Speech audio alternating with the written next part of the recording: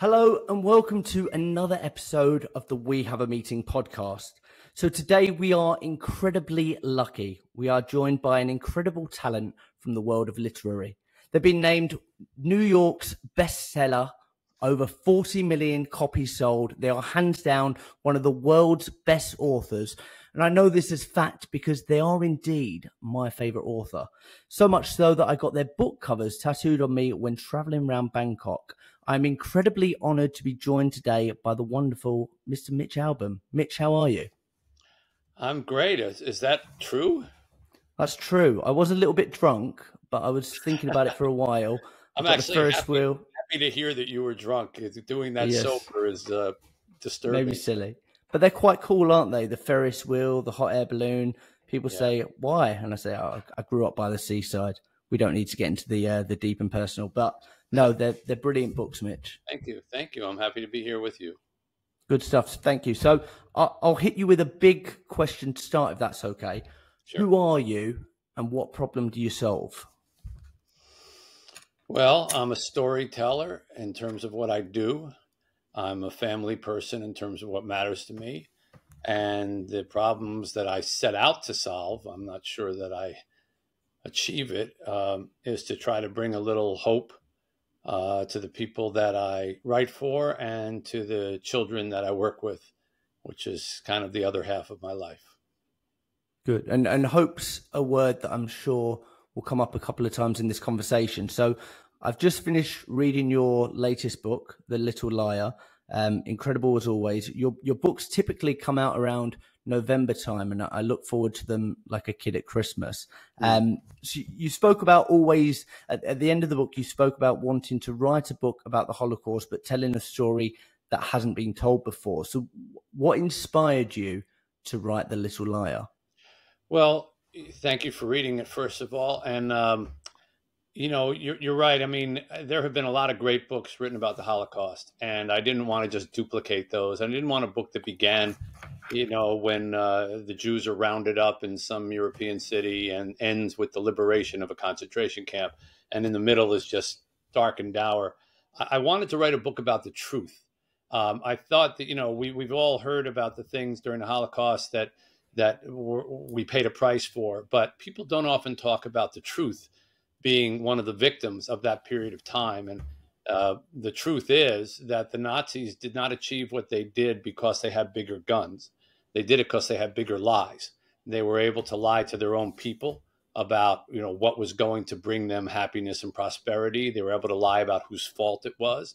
And they were able to lie to their victims who, in many cases, disbelievingly, because they could not comprehend that someone could be that evil, literally walked to their deaths. And so I always had that in mind. And I had seen a story in a Holocaust museum on a visit about 10 years ago about a woman who was being interviewed. She was a survivor, and it was a video that they played on the wall. And the question they asked her was, why did you get on those trains that were going to the concentration camps if you knew that they were going to the concentration camps? Why would you willingly get on a train to your death? And she said, well, people don't understand that when we went to those train tracks, we were told that we were going someplace good. And in fact, the Germans would even force Jewish people to stand on the tracks and lie to us and tell us that we were going to new jobs, new homes. They would take our money and give us receipts and say, when you get there, you're going to get your money back. They gave us receipts for our bags. When you get there, you'll get your bags back. I mean, think about the depth of the lying that went into trying to fool people so that you could kill them. And so I always kept that in mind as like a terrible example of perversion of the truth.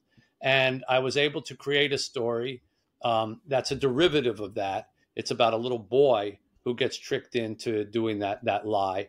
And I get to show the consequence of that lie, that one lie that he told on him and many people around him for 40 years. So the book kind of travels over 40 years' time. So it's really a parable about the truth and lying, with the Holocaust as a springboard for that parable. Well, we're sticking on the topic of consequences there. I used to have a boss that used to say, don't let the truth get in the way of a good story, which I think is quite a funny moral line. But the story you mentioned, it was narrated by truth. So what is the impact of lies. So even the smallest ones, and what can they lead to in maybe some of your real life experiences as well? Well, that's really the question that, Jack, I wanted people to ask themselves when they read the book. What you just asked me, what's the biggest lie that you ever told in your life? What were the consequences of that lie? And lastly, what would you do to be forgiven that lie?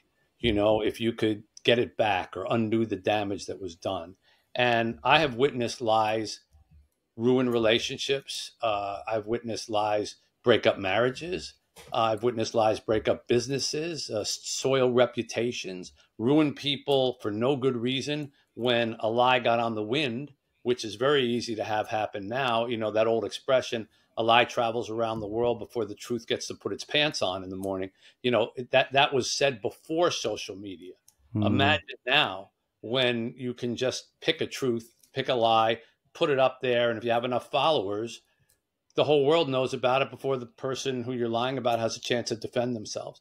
So I think the timeliness of this book, given what we do with the truth in the world today, was one of the reasons I wanted to write it now. I had no idea that it would be timely in some other ways when I started writing it. But I think that whole idea of picking your truth and spreading it around the world is more true today than has ever been in history. I was going to ask, because you talk about today and the modern times, has that story been sitting within you for a while, or is it only the last few years where you've felt like right now it's the right time to tell it? I would say it's been sitting within me for a while. I'm one of these people, Jack, that has way more ideas for books than I have years left to write them. You know, I don't have writer's block. I thank God I don't suffer from that. I have so many ideas that I want to get down, and this has always been one of them. I always say that ever since Tuesdays with Morrie, all of my books have contained a slice of Tuesdays with Morrie in them. And if you look not too hard, you'll sort of see it. So like the 5 people you meet in heaven was a parable, but it was really about, you know, how every life matters. There's no such thing as a nobody, something that Morrie and I discussed while he was dying from, you know, motor neuron disease. Stranger in the Lifeboat was about, you know, what you choose to believe in and accepting help when it comes in front of you, even if it doesn't look like the help that you expected, something that Morrie and I talked about. And The Little Liar is largely about not just truth and lying, but about forgiveness and about being forgiven for something that, you know, maybe the worst thing that you ever did, something that he and I talked about a great deal before he died. And so that's sort of what guides me in picking the subjects that I'm going to talk about in my books. And this was one that was kind of percolating for a while. Yeah, I feel with all your books, Mitch, they've always got such deep themes that leave you with a question. And one of the ones that, one of my other favorite books is Man's Search for Meaning. And there's similar themes, obviously, because of the nature of the book around meaning and hope during even the most challenging times. So I guess when it comes to glass half full, glass half empty, why, from your point of view, why is hope so important even in the darkest times? Well, it's a huge question, but a critical one. I think hope is oxygen for our souls. You know, we basically need it as much as we need oxygen to live. Maybe not to physically keep ourselves alive, but to mentally or emotionally be in life. You have to have hope. Viktor Frankl's book, brilliant book that you referenced, he said the only people who survived the concentration camps, of which he was one, were the people who believed that tomorrow could be better. And the people who gave up and said, this is hell, never made it. And I created a scene in the book directly as a result of that passage and rereading Viktor Frankl's book, when the family of this little boy ends up in the concentration camps. At night, the grandfather gathers the family together, the family members together in the barracks, and keeping their voice low so that the guards won't hear them. He insists that everybody say one good thing that happened to them that day. And of course, you know, what are you going to come up with in a concentration camp? What was the best thing that happened to you today in your concentration camp? So one of them says, well, I got an extra spoonful of soup today. And one says, my rotted tooth fell out. One says, the guard who always beats me was off today. I didn't get beaten. One says, I saw a bird. and that desire to find something positive, even in the most dire and deadly of circumstances, that desire to constantly find something good and hopeful is the essence of being human, and is what propels us to go forward. So it's a critical lesson, and something that's a huge part of the book. And do you think, in order to build up resilience, do you think, what are some of the factors? Do you think hope is one of those key ingredients, and what else? What are the other factors included when it comes to building resilience? Believe it or not, giving. The best antidote I have found to being resilient against the things that get thrown at you in life is finding someone who has it worse than you and giving of yourself to help make it better. And this is something I also learned alongside Morrie. And I was 37 when I witnessed this, but I have never forgotten it. I watched him. He was dying, obviously couldn't move, needed to be carried from place to place. And people would come in and they would start to talk to him about, trying to make him feel better, trying to give him some jokes or upbeat stuff. But very quickly, he would start asking them about their lives, and then asking them about their other questions. And then they end up coming out of his office an hour later in tears, but they'd be crying about their job, their divorce, their love life. And they say, I don't know what happened. I went in to try to cheer him up. He started asking me questions. And next thing I know, I started really opening up. And he ended up, cheering me up. So I went to him. I said, I don't understand. You're the one who's dying. Why don't you just accept the sympathy? You've earned it. And he said, Mitch, why would I ever do that? That's just taking, and taking makes me feel like I'm dying, and giving makes me feel like I'm living. And it's a profound, tiny little sentence that is easy to remember because it rhymes, and it will come in so handy when you feel like, you're just down and depressed and not resilient at all. You think about, well, let me go give something to somebody, and it's like caffeine for the soul. It just picks you up. And I have this blessing of an orphanage that I operate since 2010 in Haiti, and I'm there every month. And I have to tell you, Jack, that, while a lot of people who observe it from the outside will say, oh, isn't that great? You go down, you give a week or 10 days a month to this orphanage you operate. It's totally the opposite. It's such a life-affirming, fulfilling thing for me, to be able to come back and say, these are kids who might not make it otherwise, and they're joyous, and they're faithful, and they're happy, and all their possessions could fit into a 12-inch by 12-inch box. And you see that, and you take part in that, and you realize, your problems are only this big. And I find that to be the most resilient thing I can do in life. And by giving them tiny pieces of you, it gives you meaning in a selfish world. It's one of those things. Yeah. You get back great pieces of yourself. You give a little piece, and it's like it gets taken, put in a blender, stirred around, puffed up, and then it comes back into you, and you somehow just feel better about yourself. And I know it sounds hokey, but sometimes hoky's true, and there's no other way to put it. There's so many critics out there who just want to spit on the idea of hopefulness or positivity, and they just think, well, you can't be real if you're being positive. And I think, no, that's the kind of real you want to be. I don't want to be real if everything is negative and everything is angst and all the characters are evil and everybody ends unhappy and life is Succession, or some of the other shows where, you finish watching them and you go, well, that was fantastic acting, and there wasn't a person in there that I would ever want to meet, Of course. Or, I couldn't root for a single one of them. That's not my version of storytelling anyhow. And it may be hokey and having hope, but even if it isn't true, it's so useful. And that belief, like you say, it's the let's talk about the extra spoon of soup today. Well, right.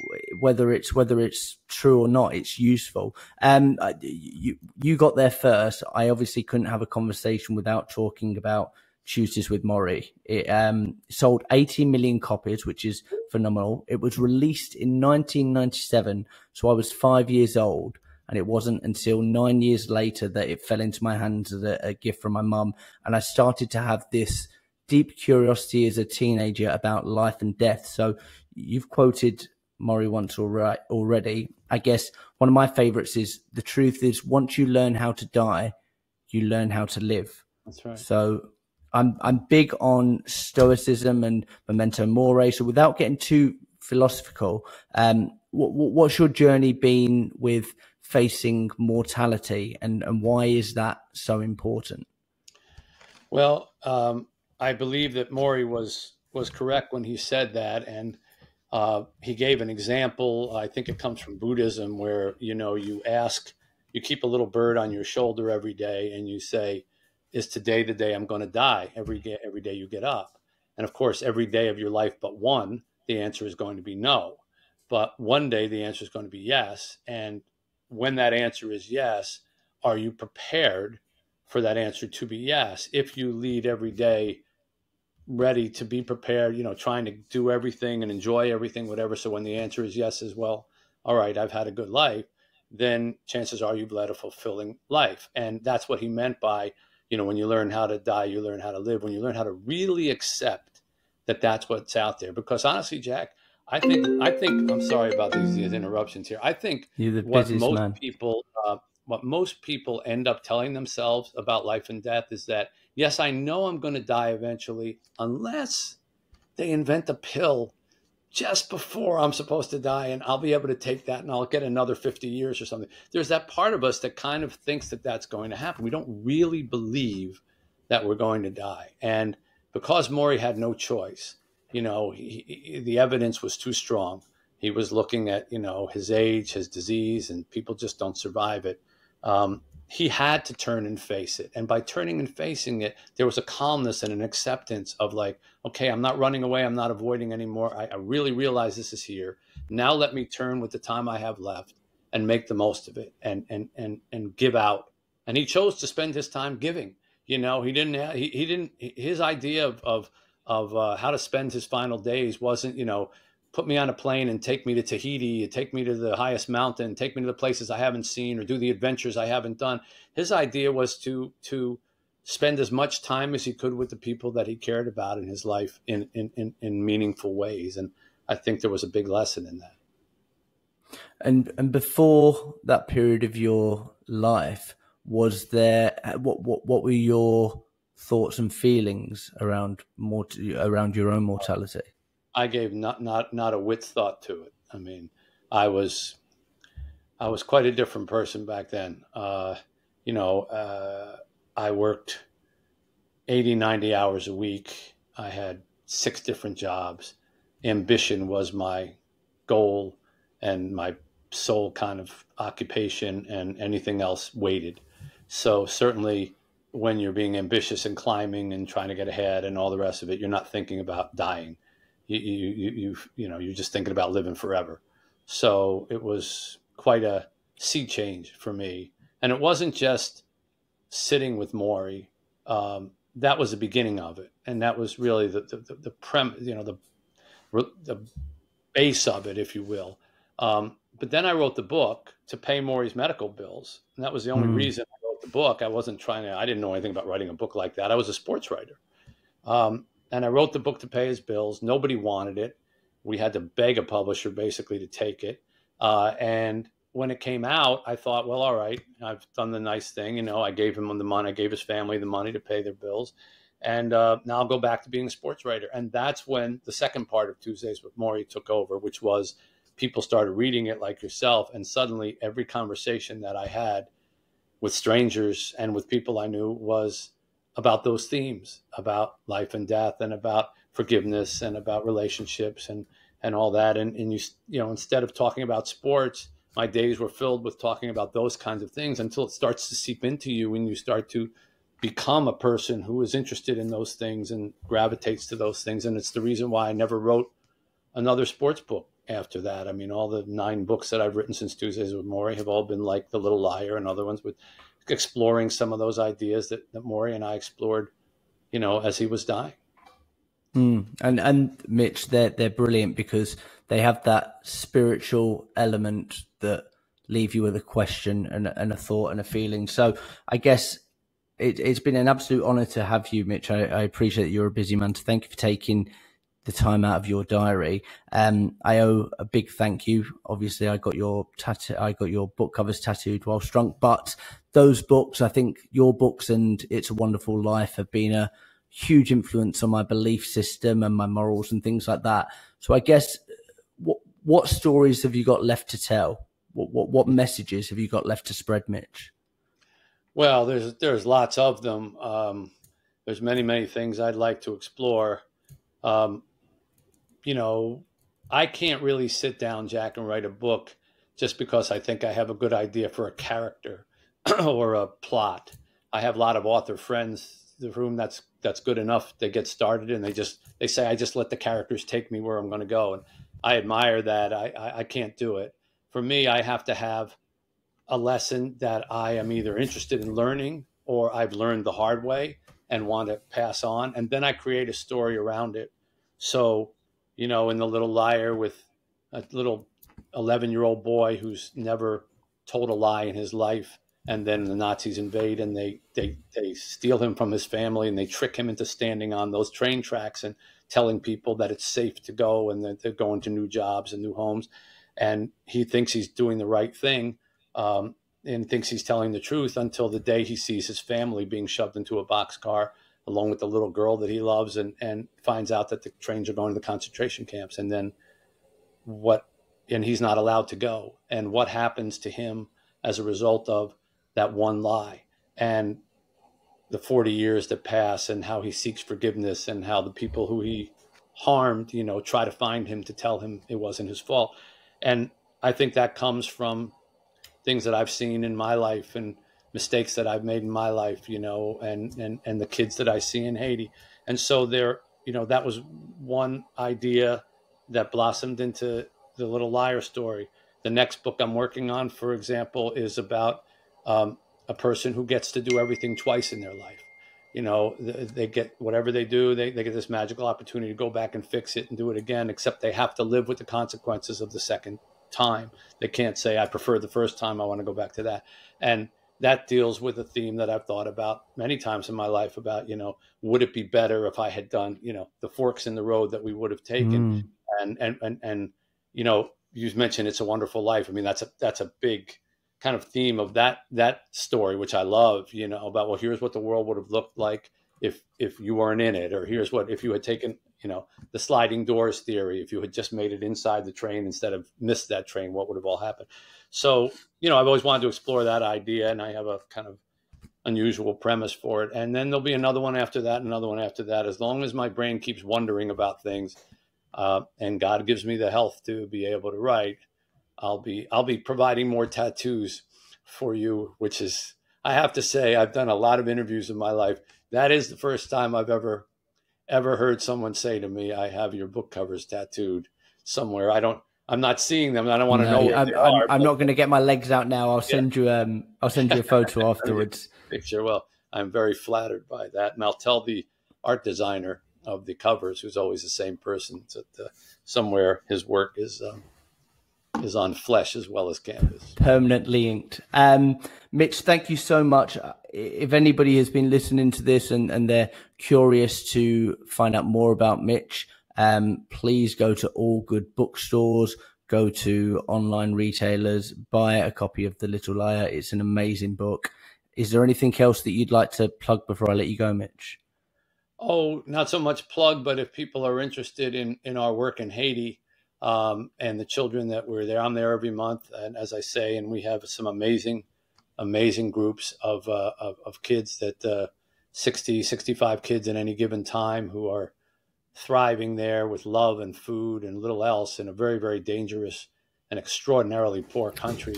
And I'm very proud of what they've been able to do. We have 12 of them in college now, and one of them in medical school, and they're worth learning about. So they could go to havefaithhaiti.org and find out about what happens down there at the orphanage. So I appreciate you letting me share that with your audience. Incredible. Thank you so much for taking the time today, Mitch. Sure, Jack. I enjoyed it. Thanks for having me on.